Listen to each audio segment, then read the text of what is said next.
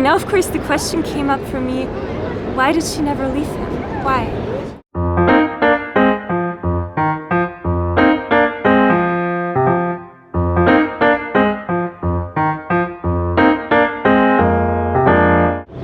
Hello my beautiful friends, and welcome to today's episode where I want to tell you a couple of stories about standards and about icebergs. Standards are super subjective, and this is basically the thought that I want to bring across.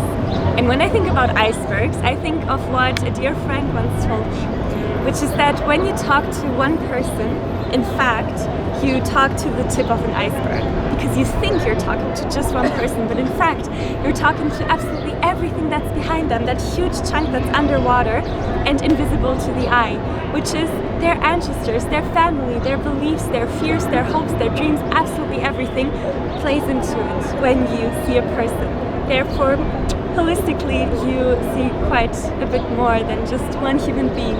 When I think about my personal iceberg, I think about my grandmother, who plays a huge part in it, because she did play a huge part in my upbringing. We were incredibly close. Towards the end of her life, we lived together for a couple of years. We were really, really good friends, a little bit Gilmore Girls style, and I really loved her. She was born in 1932 in St. Petersburg, which was called Leningrad at the time. She was Jewish, which really had an influence on much of her life because she was discriminated a lot for it. And when she was about 30 and it was time to get married because she really wanted to have kids, she was looking very target-oriented for a Jewish husband.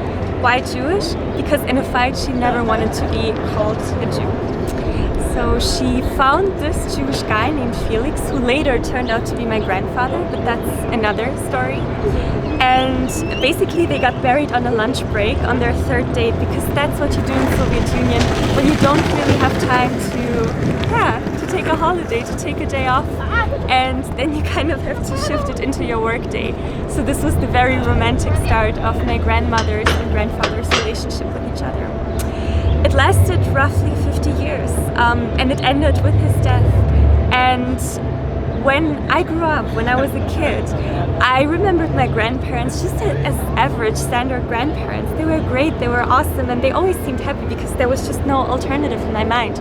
But once my grandfather passed, my grandma started telling me stories about their marriage, about her life, about her private thoughts, about her life as a woman, that really made me reconsider everything. Because those were stories about him being missing for a few days, being drunk sometimes, having affairs. He was the director of a very big paper company, so he would often be gone. He was not there when their children were born. She was pretty much on her own with everything in their life that was remotely difficult, and she managed it all by herself. And now of course the question came up for me, why did she never leave him? Why? And my grandmother told me that my mom also asked this question a lot.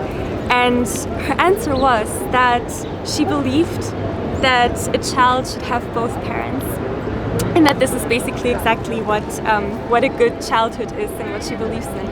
Now, having studied psychology, of course I know that this isn't entirely true, because an unhappy marriage is so much worse to witness for a child than parents who split happily and then continue their lives separately. But yeah, you can absolutely keep that integrity for your child, but this is not what my grandmother believed.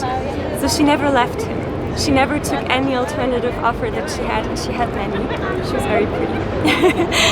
And yeah, basically I thought about standards, and I thought about how subjective everything is, because especially when people's lives start coming to an end and people start looking back and reassessing a little bit what happened to them and what choices they made, I saw my grandmother looking back in that way and being really, really happy and satisfied with the choices that she made.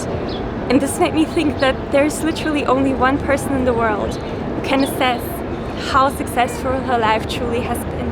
And this is her, only her, not me, not my mom, not anybody. This was her way, her path that she chose, a bit Frank Sinatra, my way style. And I thought it was pretty remarkable.